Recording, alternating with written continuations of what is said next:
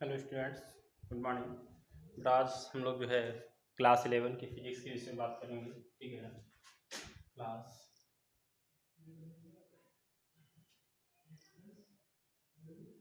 11, ठीक है ना। 11, ठीक। बात करने वाले हैं हम इसमें फिजिक्स की, ठीक। और वो भी होगी आपकी फिजिक्स फर्स्ट। कौन सी फिजिक्स? Physics first. इसमें से बेटर हम चैप्टर पढ़ रहे थे सदिश विश्लेषण एवं प्रक्षेप्य गति, ठीक है ना। तो आज जो है हम बात करेंगे सदिशों के गुणा और भाग से संबंधित, यानी कि सदिशों का गुणा किस प्रकार से करते हैं और सदिशों का भाग किस प्रकार से करते हैं, ठीक है ना। तो देखिए बेटा, सदिशों का गुणा, तो सदिशों का गुणा जो होता है वो दो प्रकार से होता है। कितने प्रकार से होता है? दो प्रकार से, ठीक। सदिशों का गुणा एक होता है आदिश और एक होता है सदिश। आप समझ रहे हो ना। तो आदिश गुणन को हम बोलते हैं स्केलर और अथवा डॉट प्रोडक्ट। बात समझ आ गई। और जो आपका सदिश गुणन होता है इसे बोला जाता है क्रॉस प्रोडक्ट। बात समझ आ रही है। इसे बोला जाता है स्केलर और डॉट प्रोडक्ट, और इसे बोला जाता है क्रॉस प्रोडक्ट, ठीक है ना।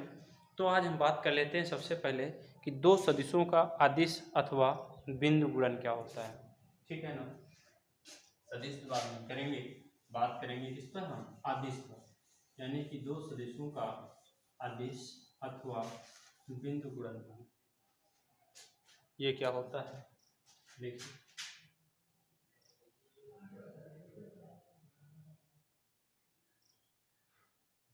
दो सदिशों का अदिश अथवा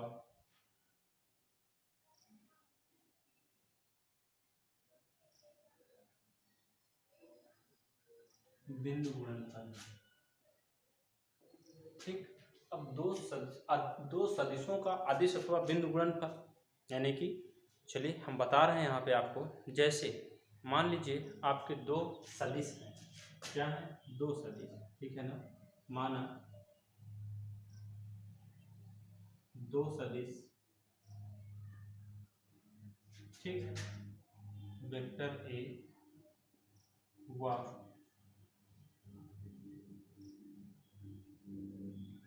वेक्टर बी हैं, ठीक। कौन कौन से? दो सदिश, एक हो गया वेक्टर ए और दूसरा वेक्टर बी। अब इनका जो अदिश गुणनफल होगा तो वो निम्न होगा, ठीक है। जिनका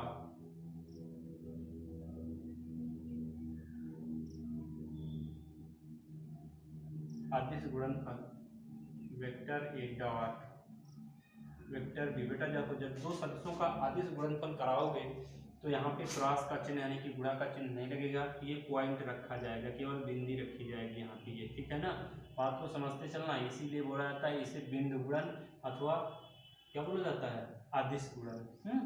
तो vector A dot vector B equal to होता है ए बी, और ये निकल के आता है कॉस थीटा। क्या लिखा जाता है? Vector A dot vector B is equal to A B cos theta. अब जो है आपका यहाँ से क्वेश्चन बनेगा या बनता है कि ए क्या होता है, बी क्या होता है, ठीक है ना। ये क्वेश्चन बनेगा ना कि ए क्या है, बी क्या है, ये कैसे आ गया यहाँ पे निकल करके। तो चलिए, हमने आपको लंबकोणीय एकांक सदिश बताए होंगे, ठीक है ना। तो यहाँ से हम इनको इस टाइप से भी लिख सकते हैं, जहाँ A is equal to mod vector A, ठीक, is equal to under root होता है ए एक्स का whole square plus A Y का whole square plus A Z का होल स्क्वायर। बात समझ रहे हो ना। इस टाइप से आपका कोई सदिश दिया होगा, ठीक। उसका जब आप मॉड आके निकालोगे तो जो निकल करके आएगा हल करने पर वो क्या होता है कि वही आपका ए होगा। इसी प्रकार से बी बराबर जो निकालोगे तो बी इक्वल टू यही होता है, ये हल करने पर बनेगा अंडर रूट ये हो जाएगा B X whole square plus ऐसे लिख लोगे वाई होल स्क्वायर प्लस, ठीक है ना, बी जेड, और ये भी होल स्क्वायर रहेगा रूट में ही, ठीक। तो इसे बोला जाता है वेक्टर ए का परिमाण ए, और जो डी लिखा है वो वेक्टर बी का परिमाण होता है बी, और cos थीटा। अब यहाँ पे दोनों वेक्टरों के बीच का जो कोण होगा वो क्या होगा, थीटा कहलाएगा यहाँ पे, ठीक है ना। आपको बताया जाएगा कि दो वेक्टर जो है वो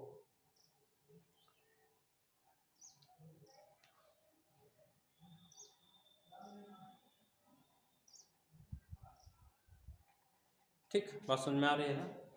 यहाँ से परिमाण होता है, इसलिए जो है vector A dot vector B equal to A B cos theta निकल करके आ जाता है। अब जैसे मान लो सपोज दैट दो वेक्टर हैं, कितने वेक्टर हैं, दो वेक्टर हैं, एक है आपका ये मान लो वेक्टर ए है, ठीक, और थीटा कोण पर झुका हुआ एक दूसरा वेक्टर है, कितने कोण पर झुका हुआ, थीटा कोण पर झुका हुआ एक दूसरा वेक्टर ये वाला वेक्टर बी है। अब इन दोनों वेक्टरों का जो परिणामी होगा वो क्या आएगा निकल करके, वो यहाँ से ये निकल करके आता है, यही सिद्ध होता है कि दो सदिशों का जो परिणामी होता है, यानी कि दो सदिशों का अदिश गुणनफल किसी एक सदिश के परिमाण, ठीक, तथा दूसरे सदिश का पहले सदिश की दिशा में घटक के गुणनफल के बराबर होता है। बात समझ रहे हो ना। देखिए कैसे, जैसे वेक्टर ए हो गया यहाँ से, तो वेक्टर ए का परिमाण क्या हो गया, वेक्टर बी हो गया। अब जैसे दूसरा जो है वेक्टर बी है, अब इसका तुम्हें क्या करना है, घटक निकालना है। तो कोई भी सदिश अगर मान लो इस टाइप से लिखा हुआ है तो क्या इसके यहाँ पे दो घटक होते हैं, कितने घटक होते हैं, दो घटक होते हैं, एक क्षैतिज हो जाता है और एक ऊर्ध्व हो जाता है इस टाइप से, ठीक है ना। तो इस वाले को हम जो है क्षैतिज घटक को लिख लेते हैं बी cos थीटा, और ऊर्ध्व घटक को लिख लेते हैं बी sin थीटा। बात को समझना। तो वही कह रहा है कि जैसे आपको कोई परिणामी है, यहाँ से वेक्टर बी था ये, तो इसका एक घटक ले लिया और दूसरे वाले वेक्टर का परिणामी लिया गया यहाँ से, तो इन दोनों के गुणनफल के बराबर होता है। तो समझ आ रही ना, इसलिए यहाँ पे लिखा गया vector A dot vector B equal to A B cos theta, ठीक। चलिए इसी प्रकार से अगर एग्जाम्पल्स के तौर पर हम देखें तो कई सारे एग्जाम्पल अभी हम आपको बताने वाले हैं, जिनमें से आप प्रश्नावली में जो न्यूमेरिकल्स आएंगे उन न्यूमेरिकल्स का यूज, मतलब इन प्रश्नों का यूज करके जो है न्यूमेरिकल हल करेंगे। जैसे मान लो कि आपको बल दिया है ये वेक्टर एफ, और जो है विस्थापन दिया है, क्योंकि बल की दिशा में विस्थापन होगा, तो इसको अगर आप सॉल्व करोगे तो एफ एस और ये कितना हो जाता है cos थीटा आ जाता है निकल करके, ठीक है ना। कितना लिख सकते हो ये, हमारी बात को समझते चलना, ठीक है ना। तो देखो अब जो है एक फॉर्मूला पढ़ते हो, कार्य बराबर बल गुणित विस्थापन, ये क्या होता है, कार्य बराबर बल गुणित विस्थापन, यानी कि कार्य को अगर आप W से प्रदर्शित करो तो बल, अब देखिए यहाँ से क्या है, बल है आपका वेक्टर एफ, ठीक, डॉट हो जाएगा कितना विस्थापन वेक्टर एस। अब देखो बेटा ये जरूरी नहीं है कि दो सदिशों का अदिश गुणनफल एक सदिश राशि ही प्राप्त हो, आप समझ रहे हो ना। दो सदिशों का अदिश गुणनफल सदैव एक अदिश राशि प्राप्त होता है, ठीक। यहाँ पे जो कार्य है आपका वो क्या है, अदिश राशि है। अब देखिए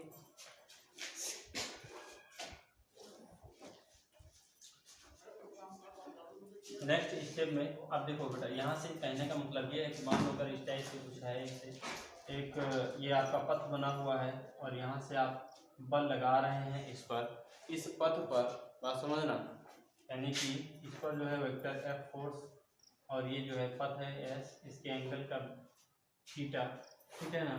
अब जब यहाँ से आप इन दोनों का डॉट प्रोडक्ट कराते हो तो निकल करके आ जाता है यहाँ पे कितना निकलेगा, ये देखो W बराबर vector F dot vector S. हमने क्यों लिखा, क्योंकि यहाँ से जो हमारा बल है, इस बल का जब हम घटकों में डिवाइडेशन करेंगे तो इस बल का जो एक घटक हो जाएगा वो ये रहेगा, दूसरा ये बनेगा, तो यहाँ से निकल के आता है एफ cos थीटा। बात समझना, कितना निकल करके आता है, एफ cos थीटा हो जाएगा, ठीक। तो जब एफ cos थीटा को आप साथ में ही रखेंगे यहाँ से, तो एस के स्थान पे आप एस cos थीटा रख दोगे और एफ का परिमाण निकाल लोगे यहाँ से, क्योंकि देखो ये दोनों एक ही दिशा में तो है ना। तो जैसे यहाँ पे रखे तो थीटा इक्वल टू 0 बनेगा ये, ठीक। तो नेक्स्ट स्टेप में हो जाएगा vector F dot vector S is equal to, इस टाइप से आप लिखते हो कितना वेक्टर एफ और ये हो जाता है कितना S cos theta, theta equal to 0 हो गया। तो ये कितना हो जा रहा है, यहाँ से कितना हुआ निकल करके एफ और ये एस, आप समझ रहे हो ना। तो ये आ जाता है निकल करके यहाँ से इतना प्रोसेस। चलिए ठीक है, खैर आप न्यूमेरिकल्स में जब आप लगाएंगे इन टॉपिक्स को तो सॉल्व करेंगे। चलिए देखते हैं अभी अगले स्टेप पे। जैसे दूसरा एग्जांपल आपको और भी बता दिया जाए, जैसे आपको धारा बता दिया जाए या फाई बराबर बी ए बता दिया जाए, ये होता है इंटर में पढ़ने को मिलेगा। विद्युत फ्लक्स होता है फाई बराबर सिर्फ बी ए होता है, क्यों क्यों ये एक तरीके से तो ये हो जाता है बी ए कॉस थीटा, फाई बराबर बी ए कॉस थीटा। तो यहाँ से यदि हो जाए थीटा इक्वल टू 0 अंश, ठीक है ना, तब बचता क्या है फाई बराबर सिर्फ बी ए ही बचता है यहाँ से, आप समझ रहे हो ना। हमारे नेक्स्ट स्टेप में जैसे वैद्युत धारा की बात कर ली जाए तो वैद्युत धारा जो होती है वो धारा घनत्व और क्षेत्रफल। देखो दो, मान लीजिए कि आपकी दो सदिश राशियाँ, एक वेक्टर जे है हुआ, दूसरा जो है वेक्टर ए, यहाँ पे दोनों सदिश हैं। अब जब इन दोनों सदिशों का आप अदिश कराते हो यहाँ से, यानी कि वेक्टर जे डॉट ये बनाओगे वेक्टर ए, तो ये जो निकल के आता है वो आई के बराबर होता है। आई आपकी अदिश राशि है, यानी कि वैद्युत धारा कैसी राशि है आपको पहले ही बताया गया, नहीं बताया गया तो अब हम बता देते हैं, अदिश राशि है, ठीक है ना। देखो दो सदिशों का अदिश गुणनफल सदैव एक अदिश राशि आता है, यहाँ से ये निकल के आया। तो आप इनका अदिश गुणन कराओगे तो क्या हो जाएगा, आई बराबर जे और ए, तो बनेगा ना जब थीटा इक्वल टू 0 होगा, और जब थीटा की वैल्यू दे रखा है तो साथ में उसकी वैल्यू रख के निकाल करके सॉल्व करोगे, ठीक।